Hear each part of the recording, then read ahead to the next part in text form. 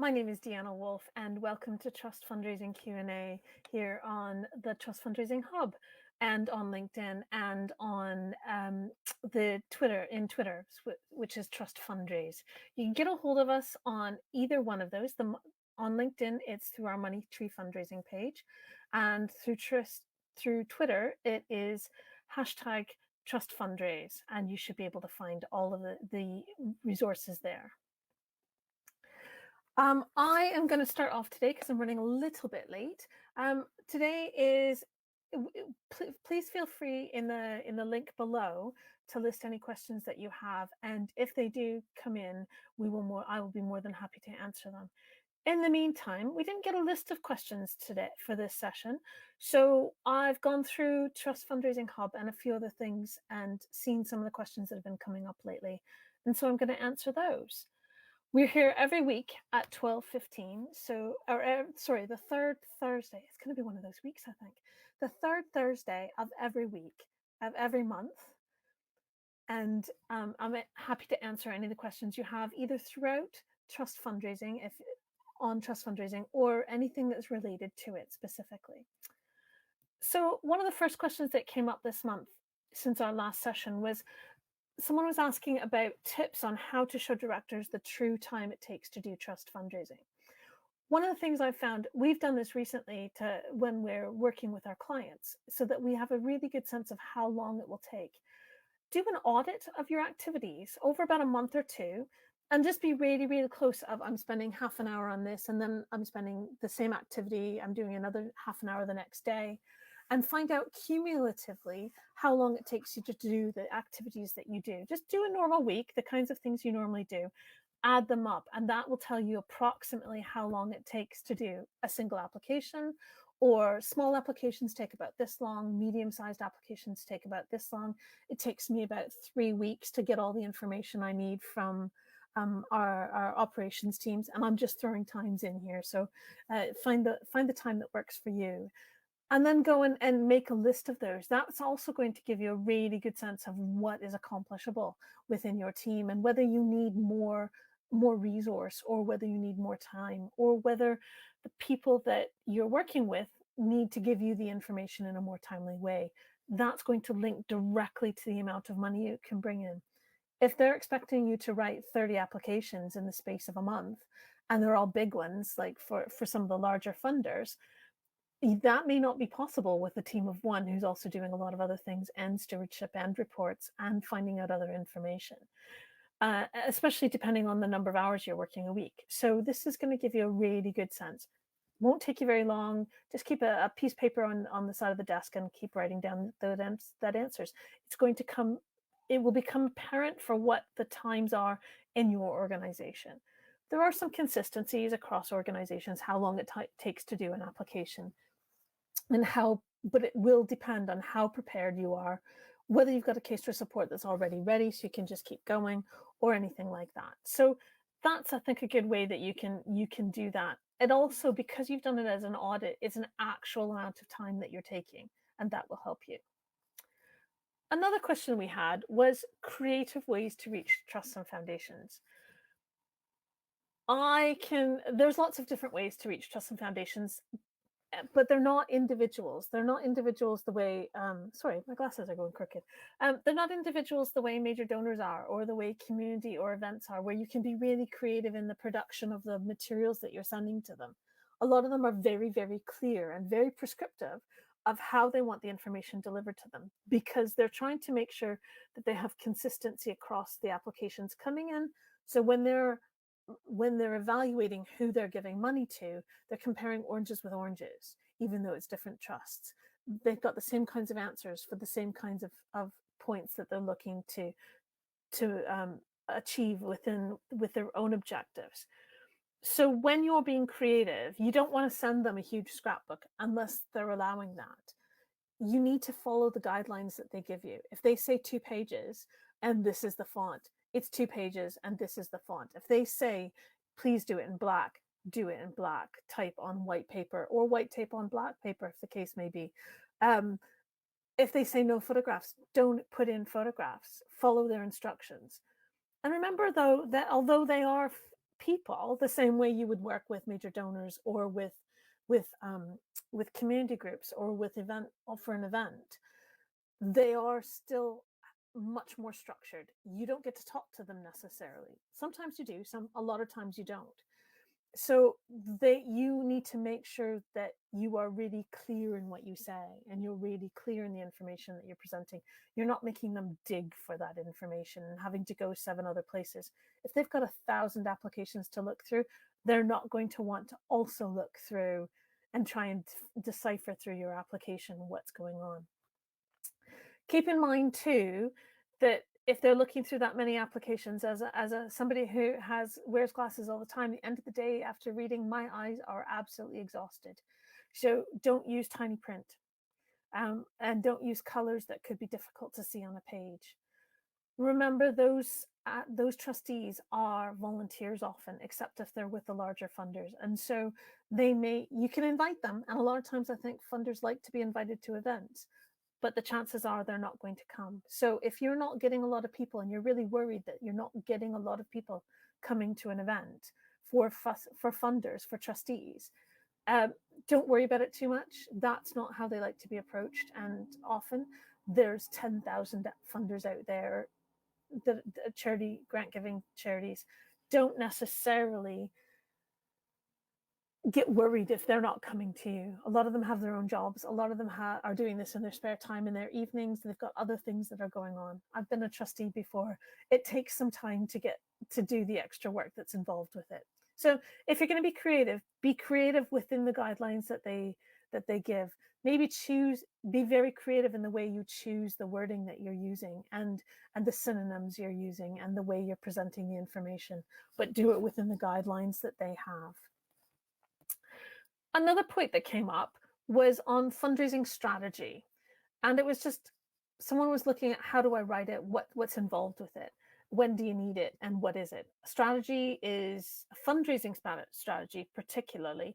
It's more than a work plan, although a work plan is part of it or will come from it. And it's more than just listing out your targets. It's helping it should follow the operational plan and the operational strategy. So if you've got 5 different goals that you're looking to achieve in the next 5 years, your fundraising strategy should be designed in such a way that it's answering how to get the funding in to achieve those goals. It might be that you need to raise awareness, and so you need to increase the number of programs that are on awareness raising. It may be that you need to raise awareness of your organization with other funders, just generally. So it's about addressing those different aspects. What aspects of the information do you need from the other parts of your organization? Do you need project materials? Do you need marketing materials? Do you need to have all of the linkings between the paper that goes out with your name and information on it, generally in flyers and things like that, your website, any of the materials or online materials that you have, anything like that? Those all need to link up, and the fundraising strategy is a good way to pull all that together to make sure that you understand, and so that when funders are looking at you and doing their due diligence on you to make sure you're a good risk, that there's a consistency in the lines.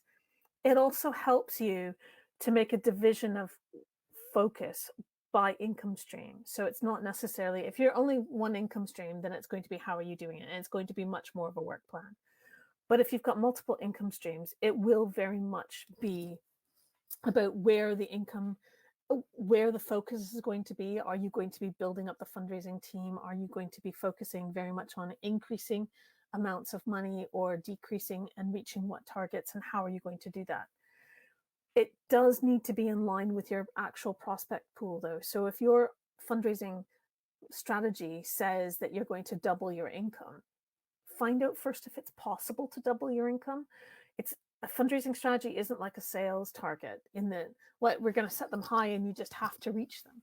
It's about, I think this comes into that, how much time does it take to do trust fundraising and do the income streams? How much work is involved? How much resources involved? And making sure that all of those elements are there so that you can actually deliver the job and reach beyond what your targets are and reach beyond where you are currently achieving, and see if you can achieve more or achieve differently, or broaden your reach if you're not increasing the depth of your reach. Another question was on, oh, another thing that I found out recently is that, and please do feel free to put in your comments on the bottom and in the questions if you'd like to, because I can answer those questions as well. Let me just double check and make sure we're all up and running here. How do you find the live feed? Oh, that was on there. Viv, if you're already listening, it's on the screen itself. Hopefully you'll be finding it and it will have popped up on your screen. One of the things that I found is that there's an awful lot more of a focus on the governance aspects of your organization and the additional policies that you have to add. I'm seeing a lot more often that safeguarding policies need to be included with an application, or you need, and they don't always say and give you a place where if safeguarding policies aren't necessary for your organization, where you can explain that. It may be worth having a safeguarding policy that says we don't need a safeguarding policy because this is what we do, and then you attach that. That works that way. There's also a lot on fundraise or on the climate crisis and on environmental aspects. I've just been looking at one national lottery application this morning, or although it's with another, in partnership with another agency, and they want to know how the program of work with my client is going to be delivered, and how our environmental policies and the climate crisis and environmental crises are going to be integrated and approached in line with our work. How will that impact our work? What are we doing to mitigate things from our point of view? So I think as organizations, we need to start looking very much more at those kinds of things and finding out what's going on. Do we have a policy? Are we aligning with them, or are we just doing our work and not worrying about it? I think the time of organizations being able to just focus on their work alone inside of their little community or their little sphere of beneficiaries and need is gone. We're now part of a much larger construct, a much larger society. And because the competition is so high, that is now an element that funders are looking at when they're choosing who they fund. They need to be responsible because they're being asked, are you being responsible? Are you living up to it? Are you giving funding in an environmentally conscious way? So I think we need to step up to that as well as organizations. So if you don't have those things, there are places you can look. You can look on and do a Google search for free templates for third sector policies and third sector governance policies and things like that. There's a couple of organizations, mainly down in England, although there's a few up here in Scotland I've found, that do have links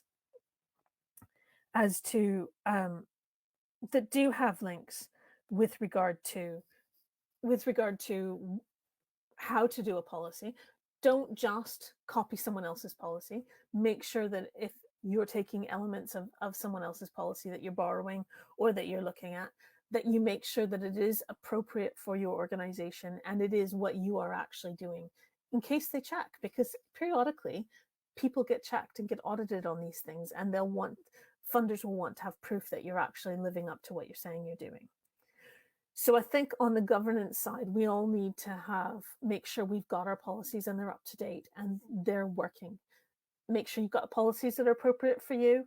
And that includes EDI. EDI is becoming massively important. Not just because the funders are asking for it, but because it's an important thing to make sure that you have equalities, diversity, and inclusion, and how you're approaching those in your organization. Another thing that we got asked was about recommendations for unrestricted funds. And this comes up all the time. But I think not everyone, there's an awful lot of new trust fundraisers in our sector, people who've just come in recently or who've just been hired into the new role or who've only been doing trust fundraising since the pandemic. And the pandemic had a lot of very different ways of looking at funding. And funding was coming out in a way that it hadn't come out in a very long time. One of the ways that you can find unrestricted funding from trusts and foundations, regardless of the sector you're in, is look at those funders, and you can find them on OSCR, which is the Office of the Scottish Charity Register, and that is oscr.org.uk, or the Charity Commission. And I would say, because it's a little bit of an involved way to get to it, do a Google search for the Charity Commission, and then you can get to their page, and then into the way you can link to them and link to their registry of charities.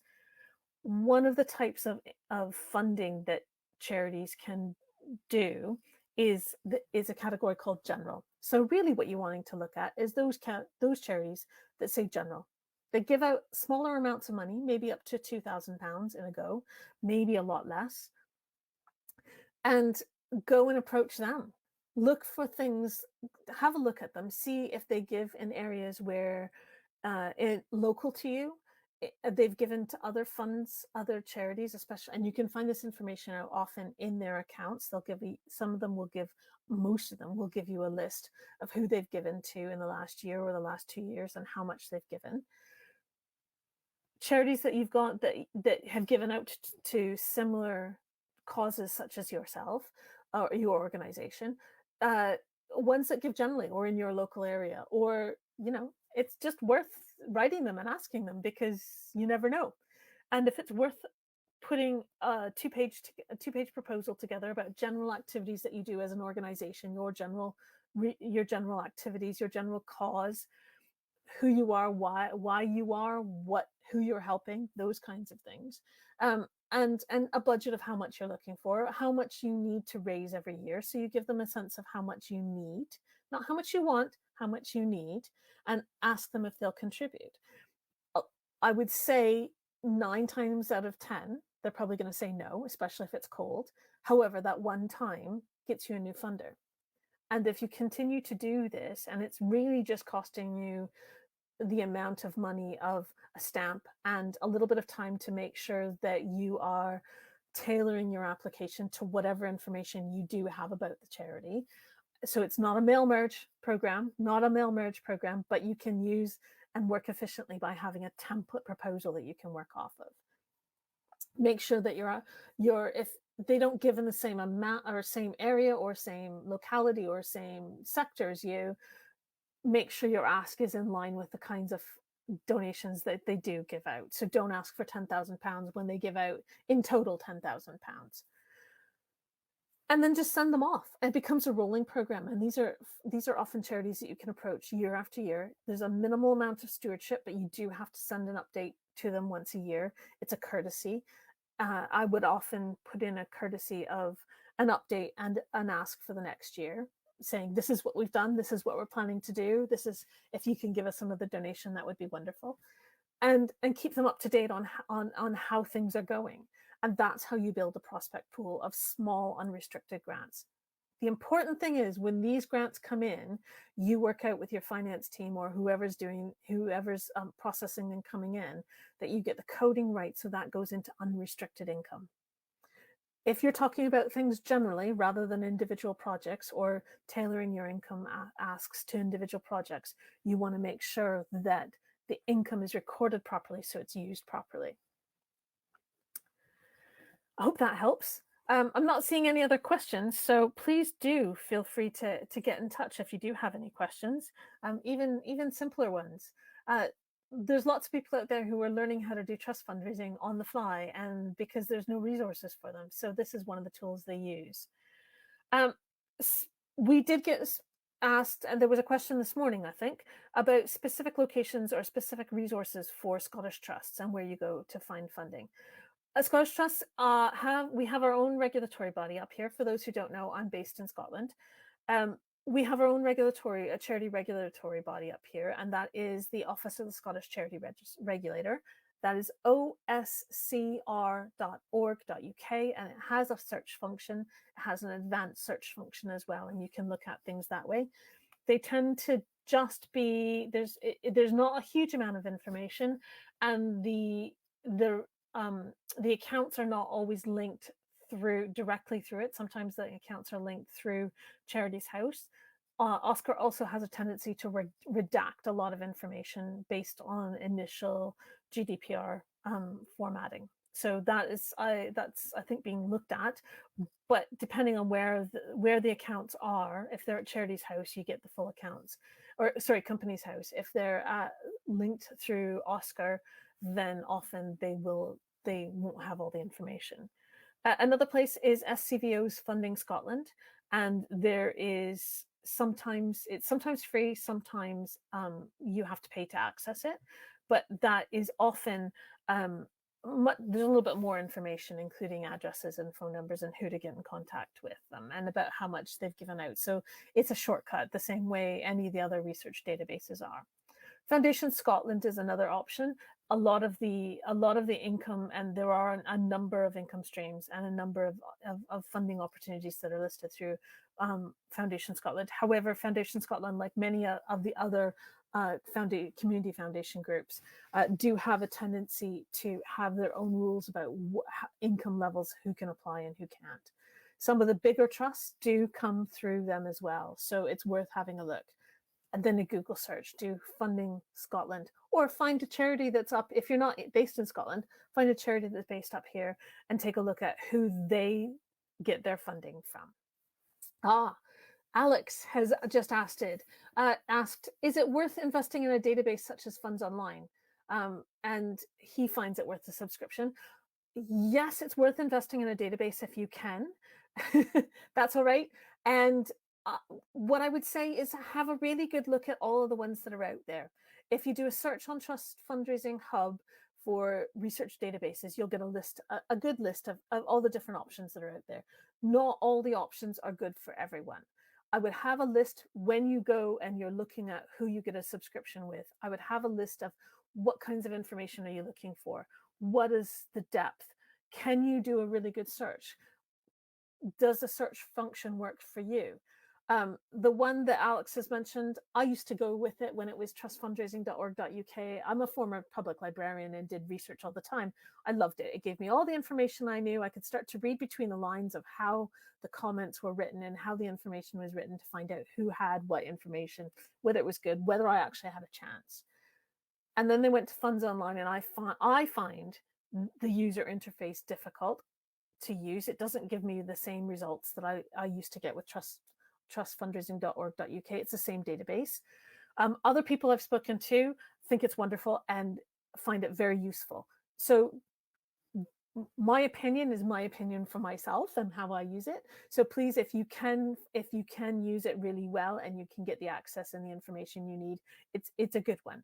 It depends on your budget too, and how much you have to spend. A subscription generally is worth its weight. You will get that much money back a year on one user license fee. There are other free resources out there. Just when you're looking at them, be just as critical of the free resources as you are of the paid resources. What information are they asking from you? What information do they want? Do they provide the information in a searchable, easy form?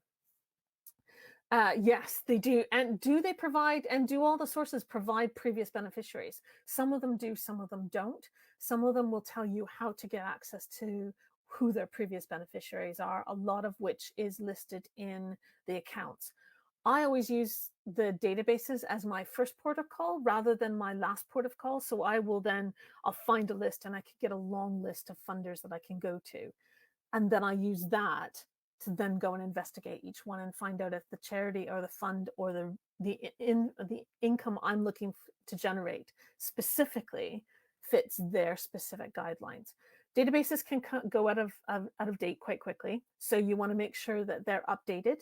You want to make sure that they're updated and that they're accurate. So if it's a crowdsourced resource, you want to make sure how do we know that the information's accurate? It's like Wikipedia. Wikipedia is a great source. They have Wikipedians, librarians who are keeping track of everything and are going in and fixing it, but it's also crowdsourced. So incorrect information can get in coming from the crowd. You don't know what's going on, what's not. You also want to be aware of the fact that you don't want to share information about your organization that is none of the business of the database. So one of the things I would do is I would counsel against putting and managing your database and your income coming in and your success rates and everything else. I would not necessarily put that on the database own records, because when you leave or if you stop your subscription, that information is no longer in your control. That is now in their control. We like to be upfront about things. There is a lot more transparency in the third sector. However, as an organization, you do have the right to have some privacy. And your organization may get quite upset with you if they find out that, in fact, you've been putting organizational information on a third party's computer and giving that information away that isn't theirs to have. I hope that answers your question, Alex. There's lots of them out there. I know I've recommended a few here and there. I'm quite happy to recommend it. I'm quite happy that if anyone wants to get in touch with me, I'll have a chat with you about what I've found works for me and works for our clients that we work with and the people I know. I've used Funding Scotland, Foundation Scotland. I use Oscar a lot, and I use Charity Commission a lot, and I do some direct research once I've got a shorter list. I also go to other funders or other charities and take a look at who funds them and see if it's the kind of thing these funders take a look and yes, they fund consistently in this area, or they're only funding this charity, which means that there might be other links specifically between that funder and that charity, personal links or relationships links. That's great, Alex. I have, a lot of we get a lot of questions on the hub about what happened. I need funding for a specific line item, such as I need salaries, or I need a particular piece of equipment, or I need tech, or I need to buy this new thing, or we're doing a project here and we need this.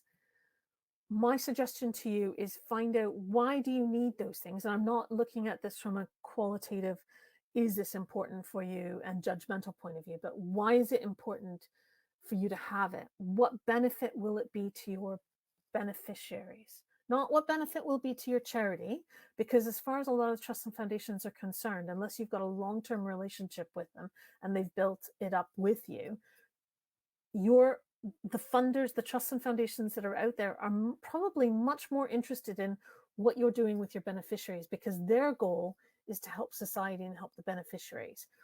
We're the translators. We're the deliverers of the service. We're not the important people other than that. We make things happen. We facilitate things. We're not the end purpose of the funding. The funding comes to us so we can do something else with it. And the something else with it is what's the most important thing. So if you're looking for salaries, you're looking for an item, you're looking for new tech, you're looking for funding for your project, what benefits will that project deliver for the beneficiaries that you're working with, the people that you're helping, or the cause that you're working with? If it's not people, or is it animals? Is it the environment? Is it something else? Is it policy? If that's the case, I would go and look up funders who have that as their purpose and frame what you're asking in the purpose of solving that issue or helping that situation. Your income, how the money is going to be used is simply the methodology of delivery.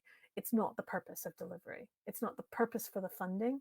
It's the purpose of how the funding is going to impact everything else. So turn everything on your head. If they're asking for, we need to get 15 computers. Why do you need 15 computers? What's that going to help? Who's it going to help? What's it going to go? If it's for staff purposes and you need it because you need to refresh your staff, first of all, that should probably be coming from operational funding for replacement of technology and replacement of equipment. And organizations need to have that line and replacement of equipment and of that kind of thing in their budgets if you're over a certain size. If you need it because you're adding more people, what is adding more people going to do?